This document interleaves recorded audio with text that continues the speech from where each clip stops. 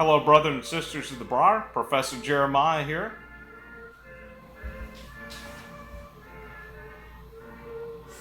Today I'm smoking a Molken pipe. Not really familiar with this brand, but this is one of my more favorite pipes. I haven't smoked it in quite some time, and part of it's because you'll see a crack that's running all the way through the briar. On both sides, not as far on this side. How am I smoking a pipe with a cracked bowl? Well, I'll answer that question in just a little bit. On Friday, CaneRod Piper posed a really strong question to the community. For those who wish to answer it, why do you believe in God? As a minister, I feel a lot of pressure to answer that one. The pressure zone as to how I answer it. Do I answer it scholarly or personally? How do I answer that question in a short response? With my personal experiences, they're just that. They're personal. Now, I don't mean personal in the sense of private. I mean they're the experiences that I've had of how I experienced God. And each of us will experience God in our own way. Now, as I'm listening to some of the other stories already of how people have talked about their testimonies and spoken of what Christ has done in their life, it's really awesome to hear. Yardism talked about how, as a youth, it was the way that a lot of the people in the church acted that at first drove him away from church, and how we shouldn't be looking to other people. And it reminded me how I often tell people in my own congregation, when I'm encouraging them to invite other people to come to church, I tell them, I say, when you invite people, they're going to tell you many times that they don't want to come to church because it's full of hypocrites. And I said, just tell them. That's okay. There's always room for one more. A lot of people in church are hypocrites. We can't be looking at individuals in their lives. We're to look at God. We're to look at who He is.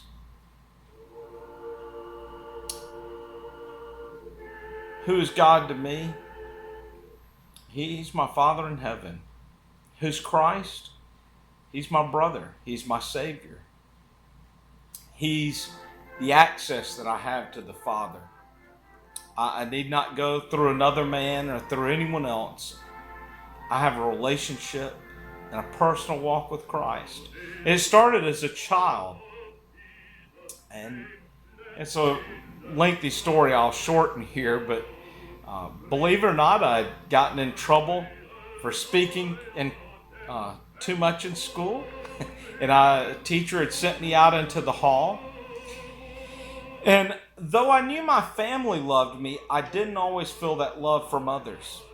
And this one day, as I sat out in the hall, feeling like I'd been wrongly accused of talking too much, I'm pretty sure it was the person who sat in the desk across from me, who we both shared the same first name. I began to feel very alone. And as I say, I felt like nobody loved me. Knew my family loved me, but to feel like the community, your teacher, the other students, to feel rejected, it can hurt, and especially at a young age. And as I sat there with those echoes going through my heart, through my mind, and through my heart, suddenly the song, Jesus Loves Me, This I Know for the Bible Tells Me So, began to echo throughout my being. And I cried out to Jesus, and I found Him there that day. And from that day, I would share my heart with the Lord. I would share my aches, my pains. I would share my joys. And I found him to always be there. And I can't say that it meant that it never mattered what others thought of me or how they treated me or whether they accepted me or not. But at the end of the day, I always knew that I had Christ. That got me through big parts of my life, living on isolated mission stations in the jungle or in sub-Sahara.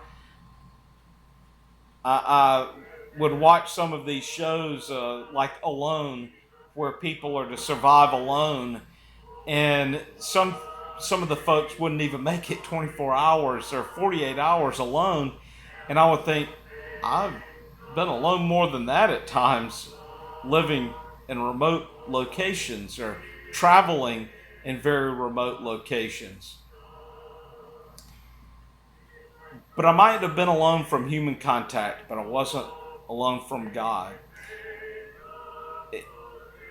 Some of that I don't know how to explain and how to really put physical words to it.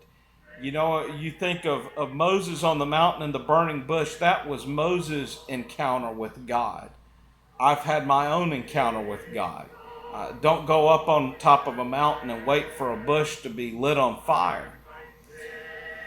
But the thing that I find that many people have difficulty with in their approach to God is that they continue to look at others. They look at how people, so-called Christians or even Christians, have treated them as to why they don't believe in God.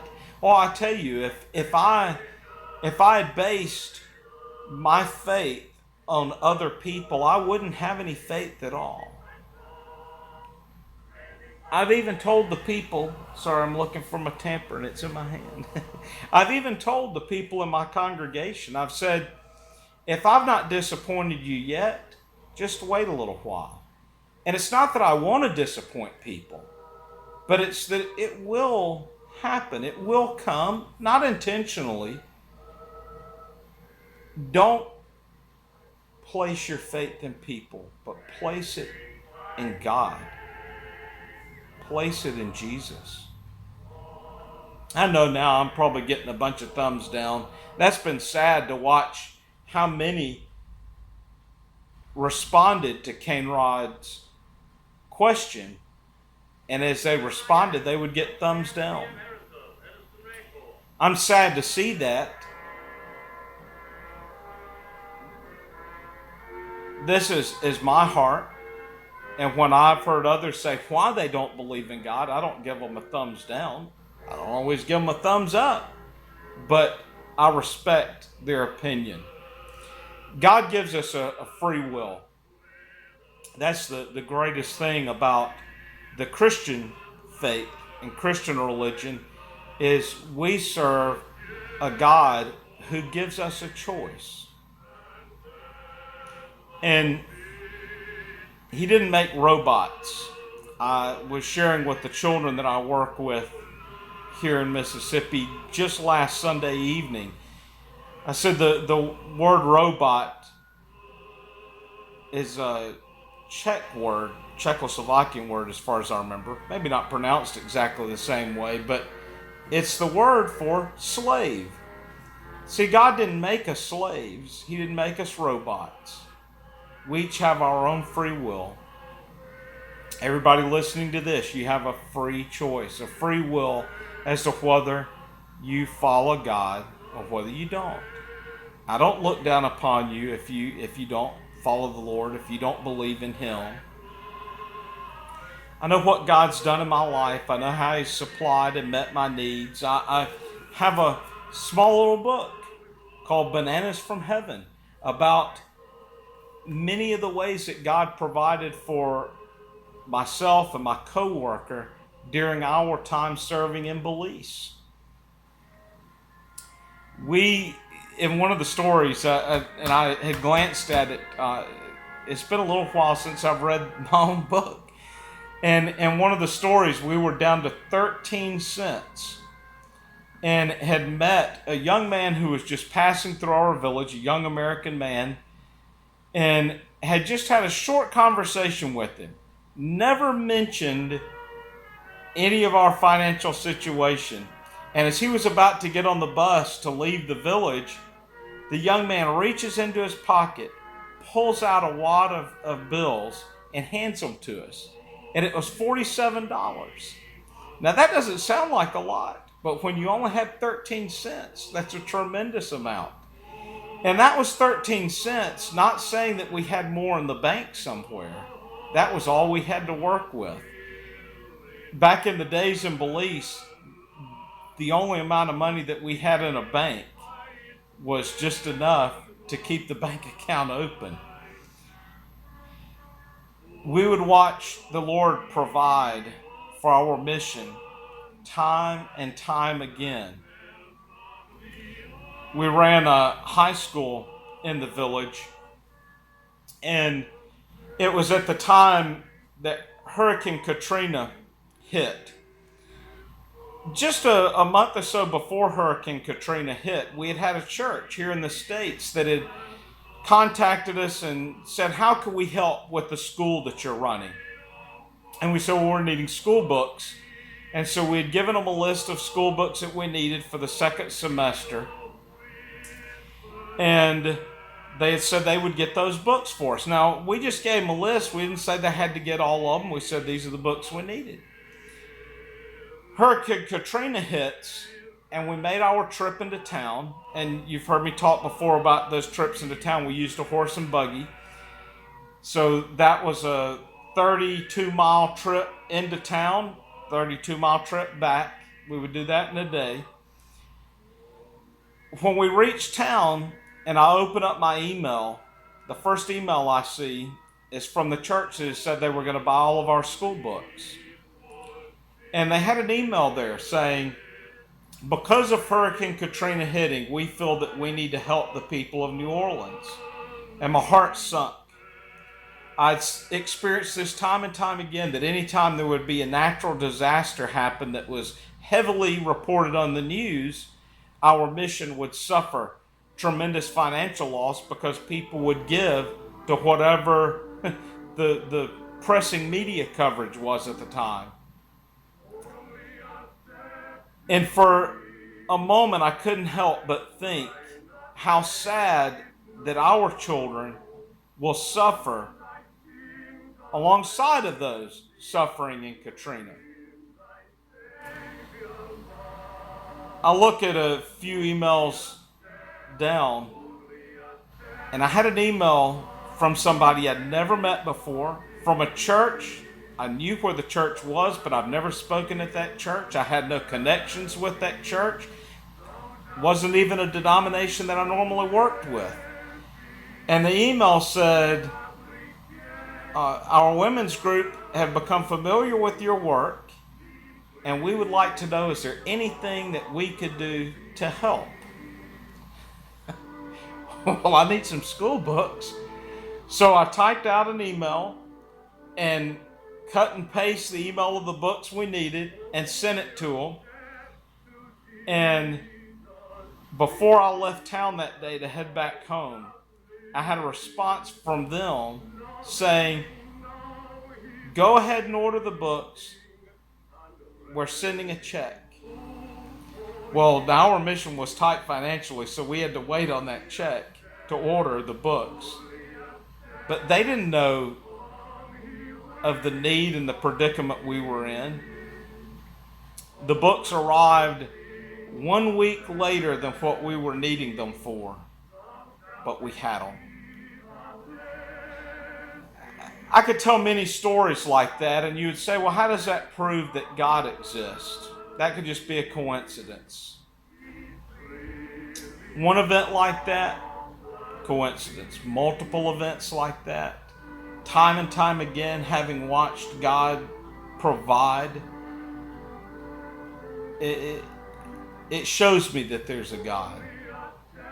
To take a 1975 Ford school bus and drive it from Birmingham, Alabama, all the way to the southernmost tip of Belize, and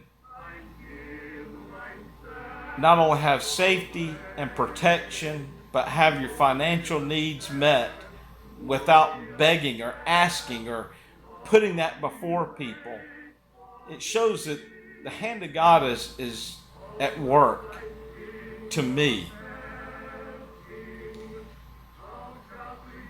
But in the most part, the Lord has taken in my life a heart that was broken and made it whole, made it complete. How am I smoking a pipe with a broken bowl?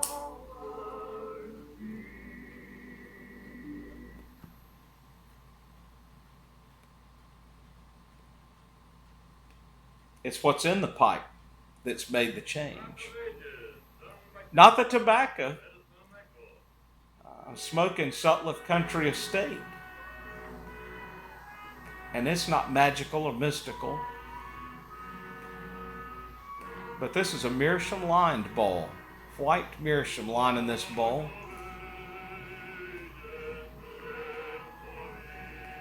And though a long time ago this briar has cracked, it's still a smokable pipe. I don't mean to make my pipe spiritual, but in many ways my life may be broken, and it is. And my life's imperfect. But Christ within me is what makes me usable. Christ allows me to be a vessel of some worth. And without Christ, I'm worthless. I hope this helps somebody out there. And if you were looking for Professor Jeremiah to give you a deep theological response, I'm sorry I let you down.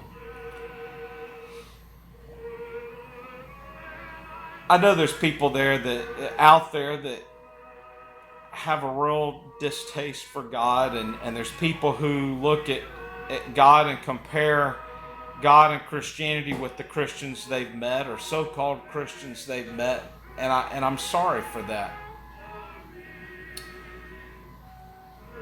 I can only pray that you come to know God for yourself.